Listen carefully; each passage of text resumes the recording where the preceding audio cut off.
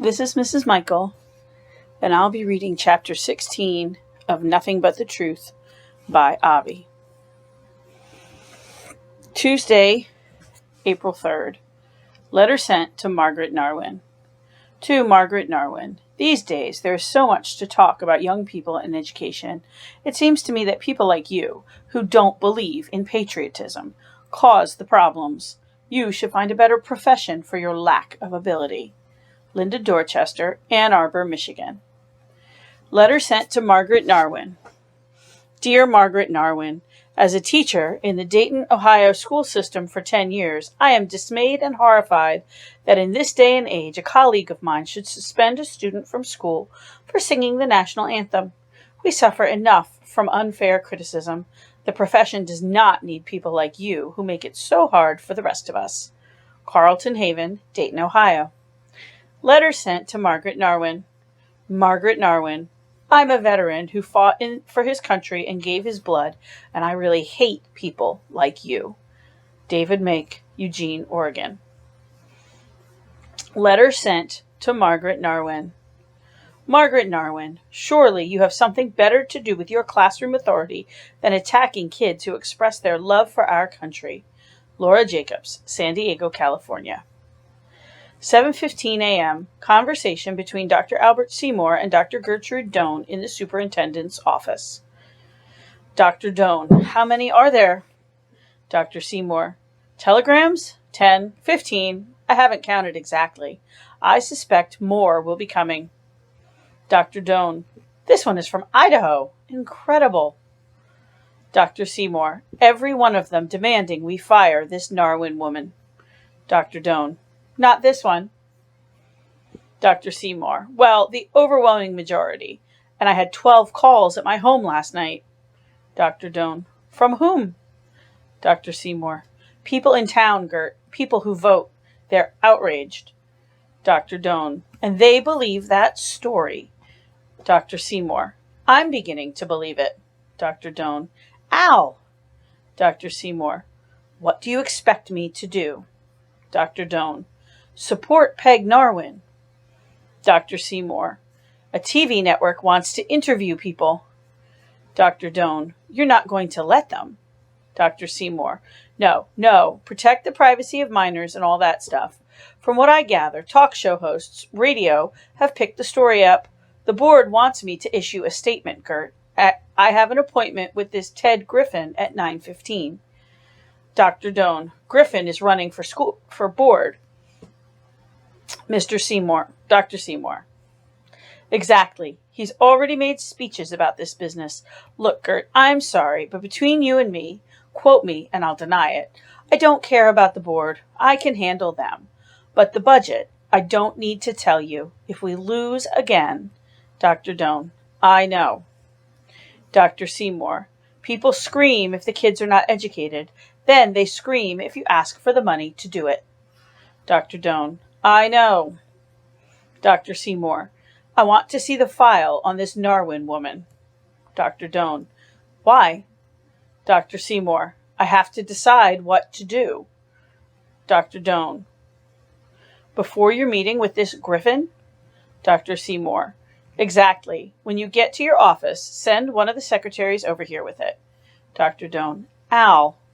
Dr. Seymour, Gert, my job is to make sure these kids get educated. Whatever it takes. Send it. 7:30 a.m. Conversation between Phillip Malloy and his parents during breakfast. Mr. Malloy, you don't have to be nervous about anything. You were right. The fact that they moved you out of that woman's class proves you were right. Phillip Malloy, just homeroom. I have English with her. Mrs. Malloy, I'm sure she won't give you any more trouble. Phillip Malloy, it's just the other kids. Mr. Malloy, you said they hated her too. Phillip Malloy, yeah. Mrs. Malloy, do you want me to drive you? Phillip Malloy, no, I'm meeting Ken. Mrs. Malloy, you'll be fine. Mr. Malloy, you know how to make it work. Phillip Malloy, no. Mr. Malloy, same as I've told you, half your runs are won at the start. Head up, leap out of the blocks, show them what you can do. Phillip Malloy, easy for you. Mr. Malloy, the only reason I didn't make it to the Olympics. Philip Malloy, I know. Mr. Malloy, biggest regret I've ever had was dropping out of college. Philip Malloy, you had to. Mr. Malloy, I suppose. Mrs. Malloy, Phil, you better go if you don't want to miss your bus.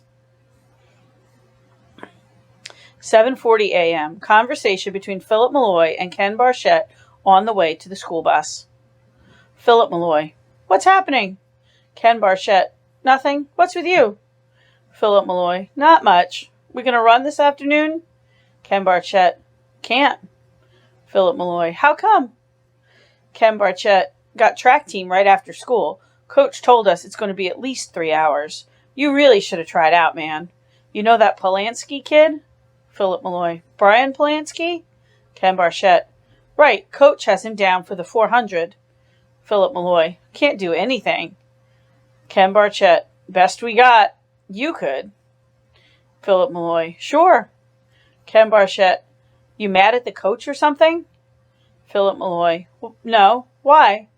Ken Barchett, you should change your mind. Philip Malloy, about what? Ken Barchett, being on the team. Philip Malloy, yeah, I might. I got Mr. Lunzer for homeroom. Ken Barchett, you told me. Philip Malloy, want to know why I didn't go out for the team? Ken Barchett, okay. Philip Malloy, Narwin.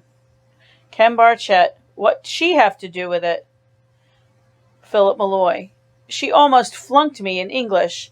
That meant I wasn't allowed to try out. Ken Barchett, that why you're mad at her? Philip Malloy, but I'm going to ask her if I can do extra work for credit. Ken Barchett, think she'll give it to you? Philip Malloy, I don't know. No reason she shouldn't. I'll ask. Ken Barchett, she might be mad at you. Philip Malloy, if you just tell them you're sorry, that's all. Ken Barchett, be great if you could get on the team. Philip Malloy, that's what I've been saying. 7:45 a.m. Conversation between Margaret Narwin and Dr. Gertrude Doan. Miss Narwin, I don't believe it. Dr. Doan, it is incredible. Miss Narwin, how many telegrams are there? Dr. Doan, here? Miss Narwin, yes. Dr. Doan, almost 200. Miss Narwin, there will be letters. Dr. Doan, well, the superintendent's office put out a statement explaining the true situation. Miss Narwin, what did he say? Dr. Doan, Peg, you have to accept the idea that it's all a misunderstanding. Miss Narwin, easy for you to say. Dr. Doan, you can't blame yourself. Miss Narwin, I pleaded with Joe not to suspend him. Dr. Doan, I know you said that. We've issued a statement. I think it's good. Miss Narwin, may I see it? Dr. Doan, of course. Here. What's the matter? Miss Narwin, this statement doesn't support me. Dr. Doan, Peg, it does. Miss Narwin, where?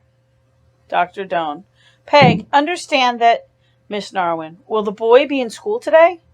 Dr. Doan, I suppose. I need to tell you I said no to some TV people.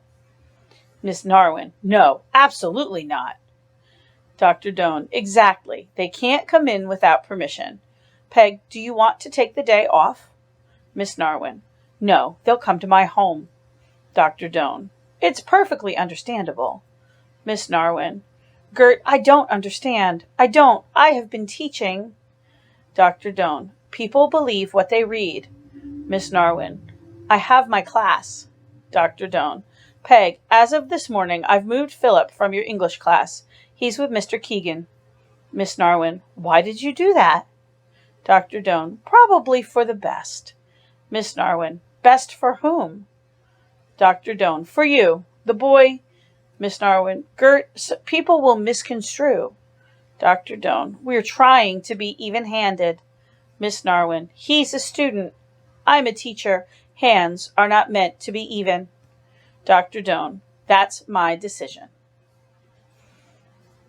7:55 a.m. Conversation between Philip Malloy and Allison Dorset. Allison Dorset, Philip. Philip Malloy, oh, hi. Allison Dorset. I just want you to know that I think what you did was really mean. Philip Malloy. What? Allison Dorset. Narwin is one of the best teachers. All the kids say so. It's really embarrassing. Philip Malloy. What are you talking about? Allison Dorset. You were just doing that to annoy her. Philip Malloy. Who? Allison Dorset. Miss Narwin. Everybody knows it. She's so fair. Philip Malloy. That's not true. Well, if you're not even going to listen. 8 a.m. Memo, Harrison School District, where our children are educated, not just taught. Official statement. It is the practice in all Harrison schools that during morning exercises the national anthem is played, part of our program in support of traditional American values. There is no rule that prohibits a student from singing along if he or she so desires. The Harrison School District is pleased to encourage appropriate displays of patriotism. It is the responsibility of our classroom teachers to monitor student behavior in this regard. 8:03 a.m. Discussion in Bernard Lunzer's homeroom class. Mr. Lunzer. Let's go, seats. My God, it's Phillip. Malloy, Harrison High's own Uncle Sam. Take any empty seat, Phillip. I'll set it later. Intercom voice of Dr. Gertrude Doan, Harrison High Principal. Good morning to all students, faculty, and staff. Today is Tuesday, April 3rd. Today will be a Schedule B day. Mr. Lunzer. That's B for bozos, boys and girls. B. Dr. Doan.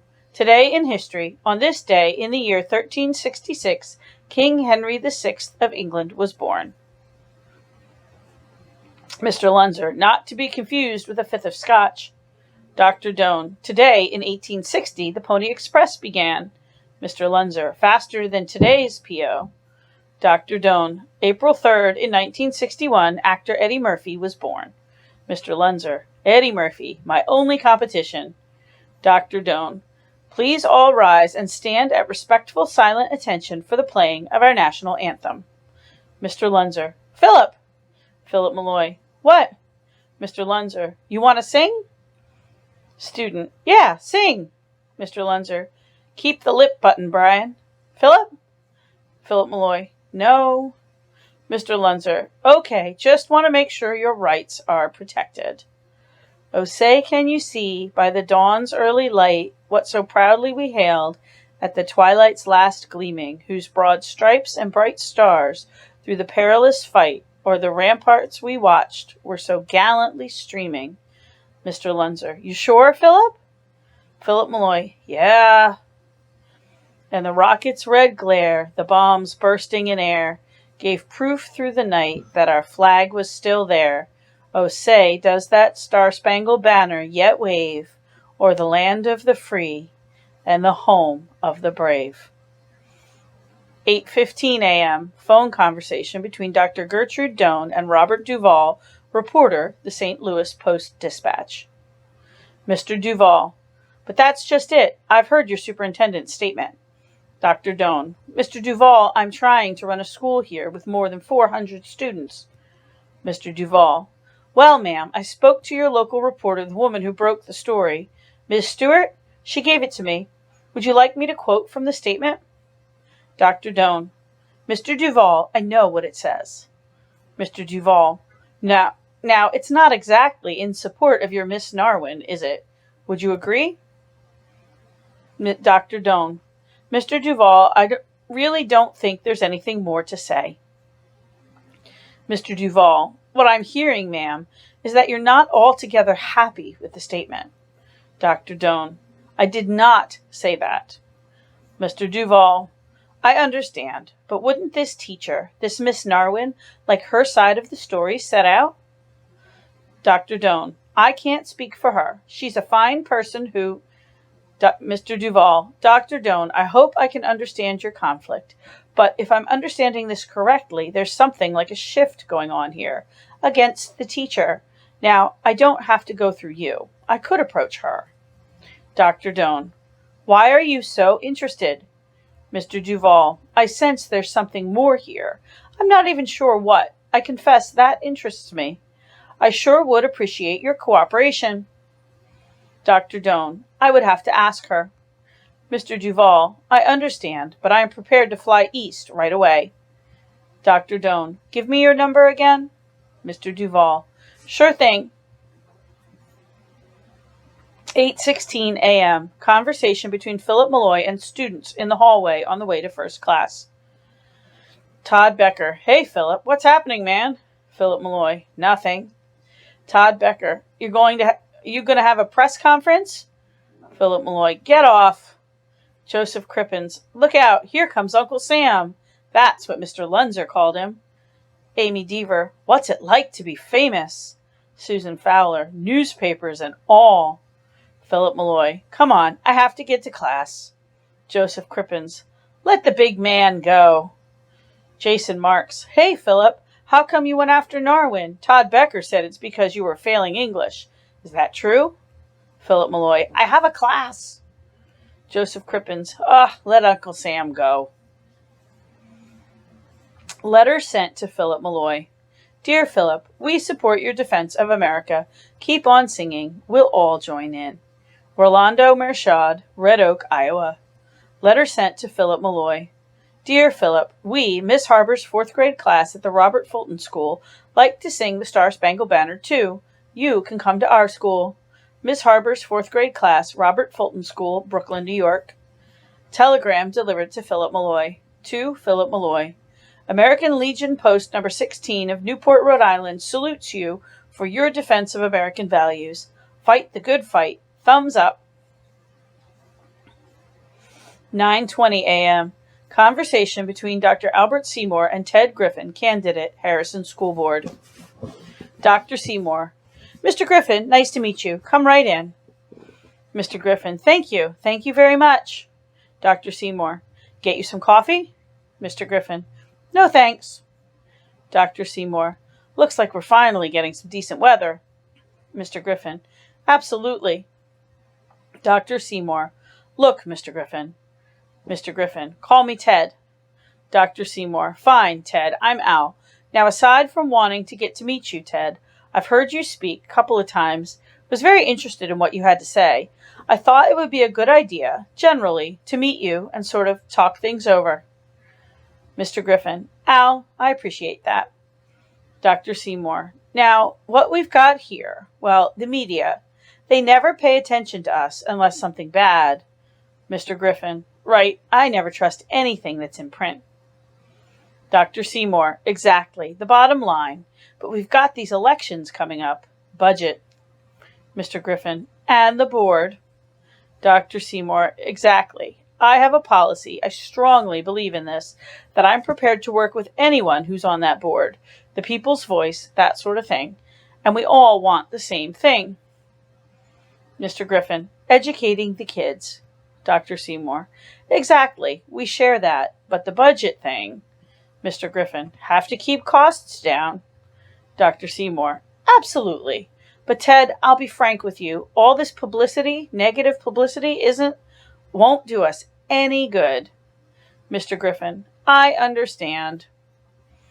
Dr. Seymour, and you understand that first budget was tight, and this second one, to the bone.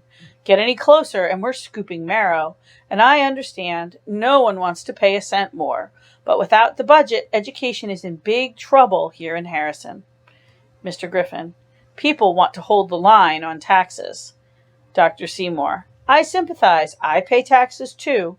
But again, to be frank, there's been a real misunderstanding regarding the national anthem thing. It doesn't help. Mr. Griffin, very disturbing. Dr. Seymour, exactly, it is. Let me share some of the facts with you. Mr. Griffin, that's all I'm looking for. Dr. Seymour, I appreciate that. What the media has done is confuse certain things. Mr. Griffin, something is confused. Dr. Seymour, exactly. First, though, let me tell you so you're quite clear, we have no rule against singing the national anthem. Never have had. Never will. Not as long as I'm superintendent. Mr. Griffin, but the boy was suspended. Dr. Seymour, just getting to that. What I suspect here, we've got a personal problem. Mr. Griffin. The boy? He seems... Dr. Seymour. Now, Ted, I'm speaking in confidence. Mr. Griffin. Sure. Dr. Seymour. Then we understand, Ted. It's not the boy. It's the teacher. Mr. Griffin. This Narwin gal? Dr. Seymour. Exactly.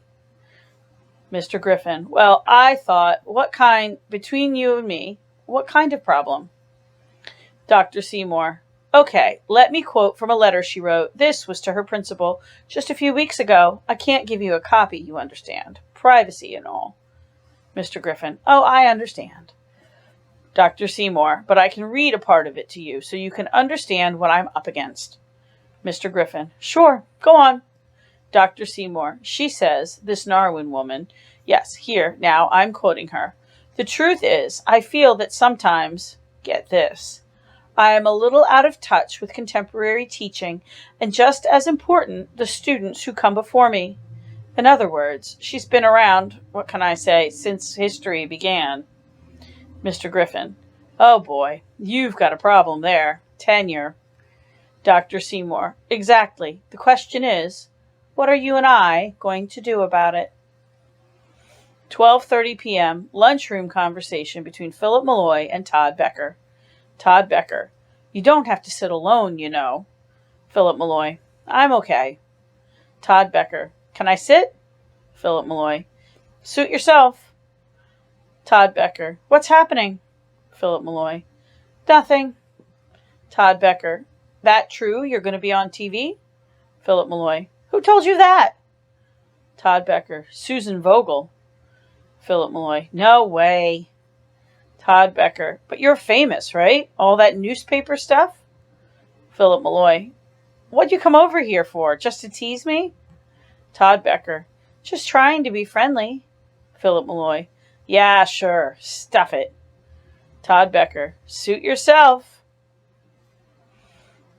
12:35 p.m. Faculty lunchroom conversation between Margaret Narwin and Mr. Bennison. Mr. Bennison. You okay, Peg? Miss Narwin. Bit of a headache. Mr. Bennison. I saw those telegrams. Miss Narwin. Oh, it's awful. Mr. Bennison. Yeah, well, it's a crazy world. Who's that guy who said everybody will be famous for a few minutes? Miss Narwin. Andy Warhol. I really can't stand this. Mr. Bennison. I know, lots of people upset. That's for sure. Miss Narwin. What do you mean? Mr. Bennison. I must have had 10 calls last night saying, neighbors, a couple of family people, asking, is it true? I told them, look, it wasn't anything like that you didn't mean it to happen that way. Miss Narwin. What did you say I meant? Mr. Bennison. You know, some personal thing. Happens all the time. Miss Narwin. That's not what it was. The boy was being rude. Mr. Bennison. Okay, Peg, I know that, but no one expected, all this. What people are saying will never get our budget. Miss Narwin. I really don't want to talk about it anymore. Mr. Bennison. Now wait a minute, Peg. Don't go off. 1:30 p.m. Conversation between Phillip Malloy and Margaret Narwin. Phillip Malloy. Miss Narwin? Miss Narwin. Phillip, what are you doing here? What do you want? Phillip Malloy. My class. Miss Narwin. You're not in this section anymore. You were switched. Phillip Malloy. I was? Miss Narwin. You're in Mr. Keegan's class. Phillip Malloy. But... Miss Narwin. What? Phillip Malloy. To get my grade up, I was going to ask for extra work.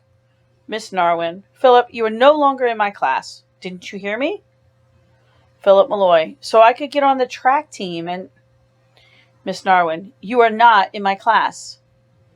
Phillip Malloy. But what about the grade? Miss Narwin. Please leave the room. I want you out. Sarah, take this note to Dr. Doan. Phillip Malloy. But... Miss Narwin. You must leave. Go. Phillip Malloy. I'm leaving. Miss Narwin. Speak to Dr. Doan. Now please leave. 2:50 p.m. Conversation between Phillip Malloy and Coach Jameson. Coach Jameson. Oh, Phillip, didn't see you there. Phillip Malloy. Can I talk to you for a minute? Coach Jameson. Yeah, sure. Got a minute. Phillip Malloy. Remember you said I should ask Miss Narwin for some extra work? Coach Jameson. Sure. Phillip Malloy. So I could get my grade up, get on the team. Coach Jameson. Okay. Phillip Malloy. She won't let me. Coach Jameson. She won't let you what? Phillip Malloy. Do more work. Coach Jameson. Well, look, you did one hell of a number on her.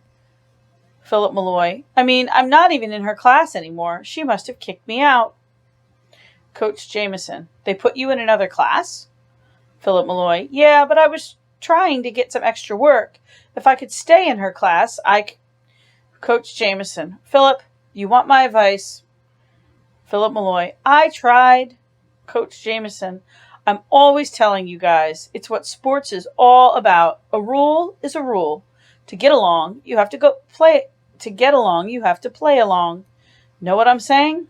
Phillip Malloy. What about my running with the team? Coach Jameson.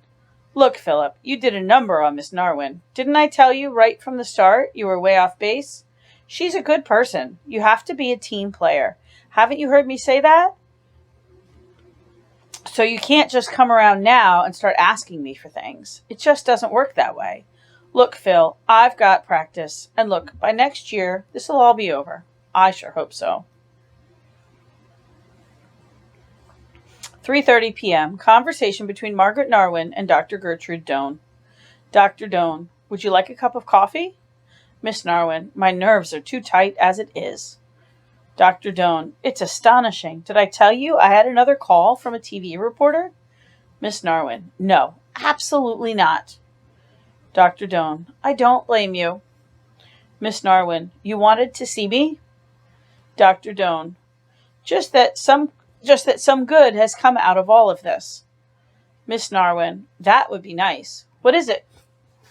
Dr. Doan. Peg, do you remember you put in an application for funds? Some kind of refresher course? English teaching? I'm not sure what. For the summer? Miss Narwin. Vaguely. Dr. Doan. I talked to Al Seymour and... Miss Narwin. Don't mention him to me. That statement. Dr. Doan. As a way of showing his support, he managed to find some money, and you can take that special course. Miss Narwin. Well, that is nice. Dr. Doan. We'll expedite the application. Miss Narwin. I'm very grateful. Dr. Doan. There's only one thing. Miss Narwin. The deadline? Dr. Doan. No, it's not that, Peg. Knowing how upsetting this all is, the superintendent wants you to take the rest of the term off. Miss Narwin. What? Dr. Doan. The rest of the term. Miss Narwin. But... Dr. Doan. Well, Al knows because I told him how upsetting all this is to you. And take the time off, full pay, of course, and then take that course, and you'll come back fall term. And, well, things will be fine. It's very kind of him. Miss Narwin. In other words, he wants me to leave. Dr. Doan. No, you've misunderstood. Truly, Peg, only as a way of getting out from the pressure. I mean, all those telegrams, calls, it would be an administrative leave. You'll lose no time on your pension. As I said, full time, with pay.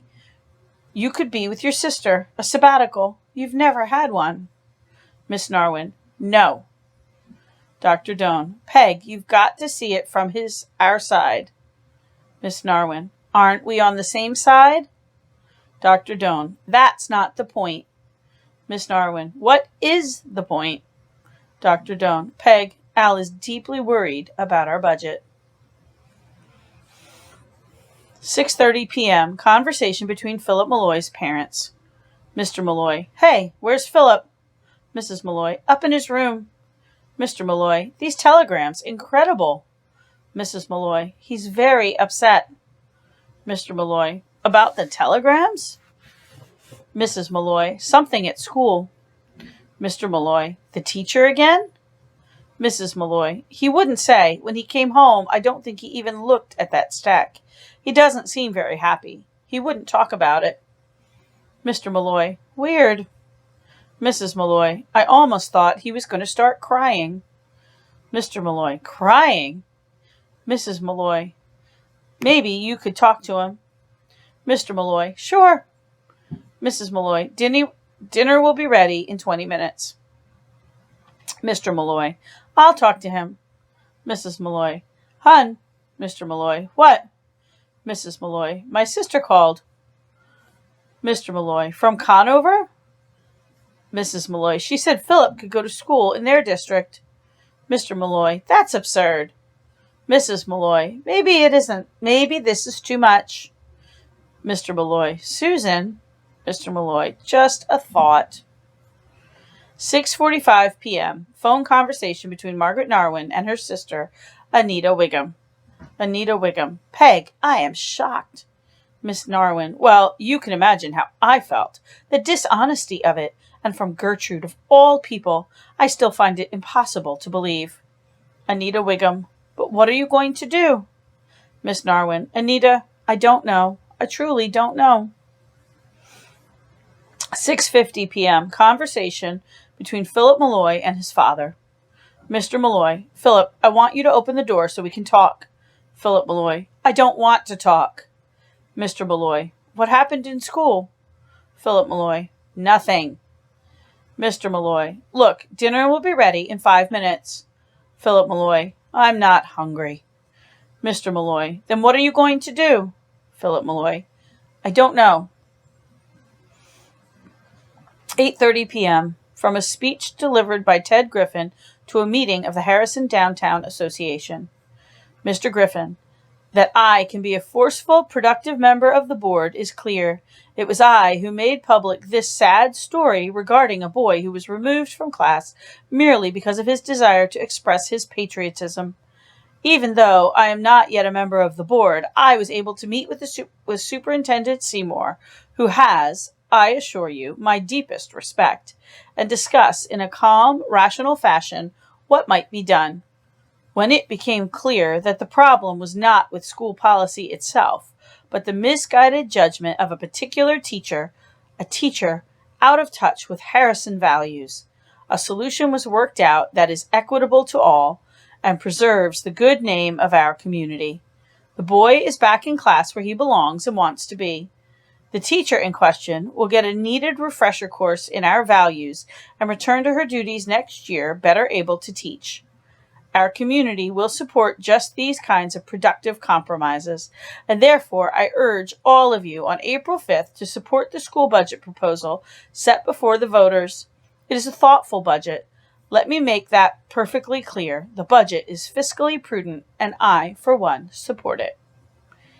8:50 p.m. From the diary of Phillip Malloy. Things stink, and it's all so unfair. Nobody takes my side. They all think Narwin's great. Nobody pays any attention to what she did to me. Coach Jameson won't let me on the team. I hate that school. 9:30 p.m. Phone conversation between Margaret Narwin and Robert Duvall, reporter. Miss Narwin, I really don't wish to talk about it. Mr. Duvall, ma'am, Miss Narwin, it seems to me, from what I've come to understand about you and what happened, that the original story does not make a great deal of sense.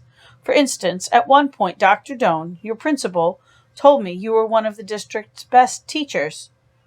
Miss Narwin, did she? Mr. Duvall, yes, ma'am, she did. Miss Narwin, I'm not so sure she would still say so. Mr. Duvall, what do you mean? Miss Narwin, Mr. Duvall, Mr. Duvall, Miss Narwin, I'm truly interested in getting out your story. It's been awfully one-sided. Miss Narwin, that's certainly true. People seem to believe that this boy is rather special. Nobody seems to want to pay any attention to what actually happened. I've been asked to resign. Mr. Duvall, by whom? Miss Narwin, the school, the district. Mr. Duvall, Miss Narwin, I'm prepared to fly out and talk to you. I really do think there is something important here. I'd like to get it out to the public. Miss Narwin? Miss Narwin, very well. Come along. I'll talk to you.